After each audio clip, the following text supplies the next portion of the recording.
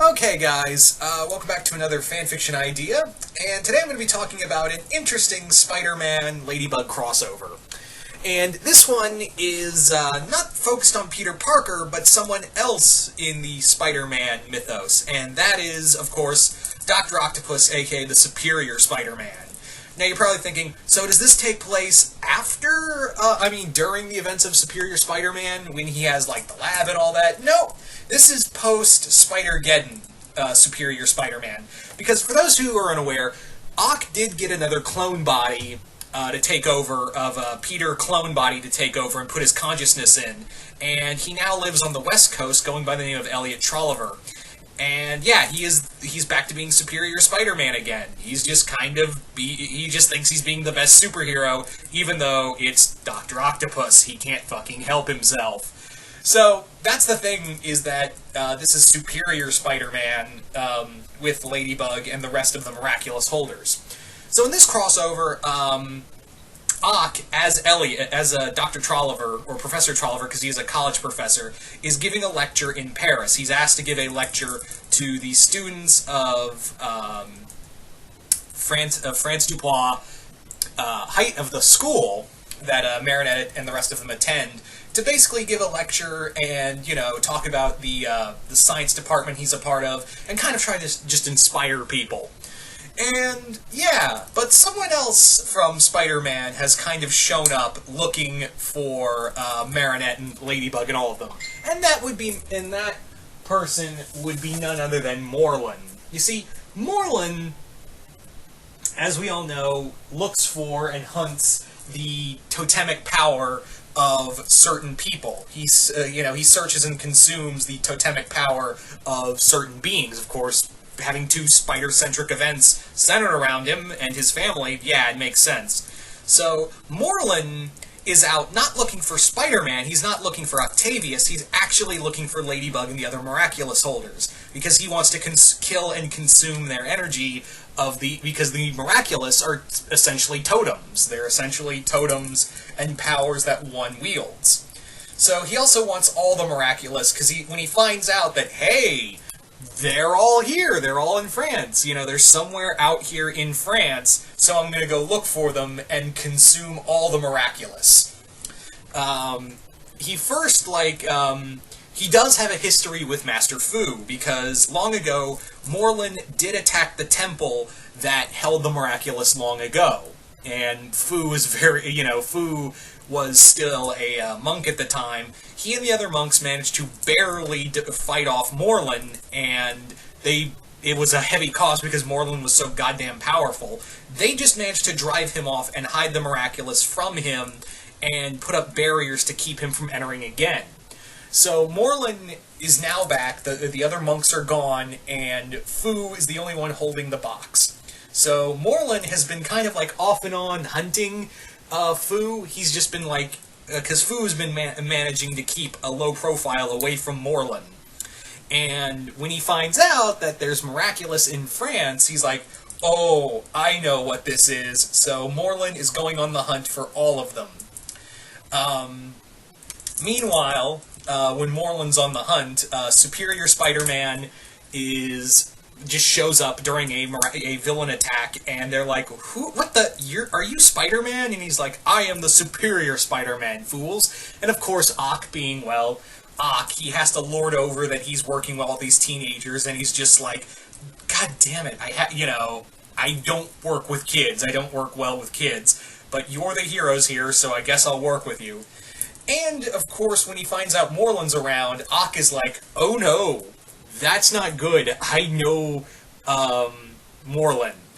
And when he discovers that, he's not after... Because at first, Octavius thinks, oh god, he probably thinks I'm Peter, and he's gonna come after me. I fought this guy and his family enough to know that this is not going to end well. I cannot be seen by this guy, because he's going to kill me. But then he finds out, oh, he's not after me. Morlun, in fact, is like, yeah, I don't want you, Octavius. I don't, you may claim to be Spider-Man, but you don't have that kind of same totemic power. You're connected to it, but you're hardly a meal. I'm after the miraculous holders. So he just kind of, so at first, Ock is like, I'm out, I'm gonna bail, you guys deal with it. But then, of course, he's like, that's not what that's not what a hero would do. Might as well fucking go back and help out, even though these kids are, this is so beneath me, and I don't have to get involved. So that's what happens, is that Morlun is going out and hunting the miraculous holders, and he's basically trying to, at first he tries to work with Hawkmoth, and at first he reveals himself as like, hey, I'm Morlun, you're Hawkmoth, and I'm hunting all of the miraculous holders like you, but he doesn't tell them I'm here to consume them. I'm here to work with you because I have a grudge against the Guardian that you're looking for. If I can find him and bring you the miraculous, you let me consume that power. He doesn't realize, Hawkmoth doesn't realize that Morlun's going to feed on him until Nuru basically tells him, look, he's gonna we know about Morlun, he's going to backstab you. So Hawkmoth is more or less on edge with it, and he tries to actually akumatize Morlun, but Morlun's willpower and his just raw power that he has in general just keeps him from being akumatized and falling under that control. He even discovers when he also has the Peacock Miraculous, he's like, oh, you've got two. Nice. Very nice. So that's the thing, is that meanwhile, Superior Spider-Man and the Miraculous team are more or less trying to figure out how to fight Morlun, and they're asking like, hey, didn't you fight this guy a while ago? And he's like, I'm not the same Spider-Man. He's like, you're not? What? How many Spider-Men are in America? And he'd be like, way more than there needs to be. I would just love to make that joke where he's just like, there are way too many Spider-Men right now to be a thing. So, yeah, I also would have it that Morlun tries to cut off everyone, keep them separated from each other, and attack them one by one, trying to get his hands on each one and consume the power of each Kwami. He would more or less consume that energy, and the Kwami also reveal that if Morlun gets his hands on them and consumes their energy, they die.